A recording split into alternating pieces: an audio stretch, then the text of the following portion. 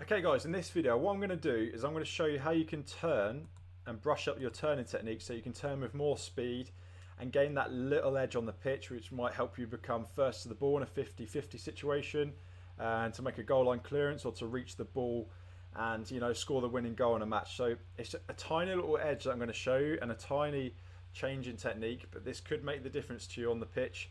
And this will just help your level of athleticism as well, especially in your speed and your agility on the pitch. Okay, and just by being aware of this, then you can make a conscious effort to try and use the right technique in your training, and then eventually that will become more natural to you as you do things during a match on the pitch. Now, you wouldn't be aware of this unless a movement coach or a strength conditioning coach would point this out to you. So you've already got an edge just by being aware of the changes that you can make in order to be faster when you're turning. Okay, so let's go back to the start, and I'm going to show you in slow motion, okay, the different types of turning technique. Right, let's start with this one. Now, this is the technique which most players will use. Okay, and obviously it works because you get to turn, but it's not the most optimal technique you can use. And the analogy I always use is figure skating. I always compare it to figure skating. Now, if you imagine an ice skater who's dancing on the ice, and when they start spinning on the spot, what they do when they're spinning to change the speed at which they're rotating.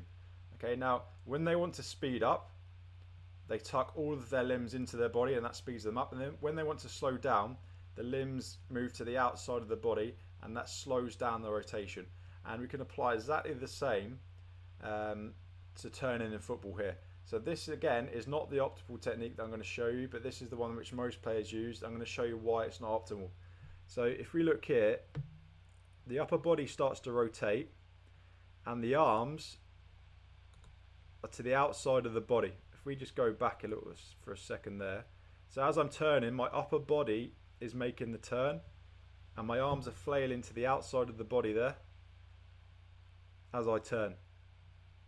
And it results in me not being able to turn with as much speed as I could, but also as I turn, I'm slightly off balance there, which means I'm not going in a straight line, I'm heading slightly to the right.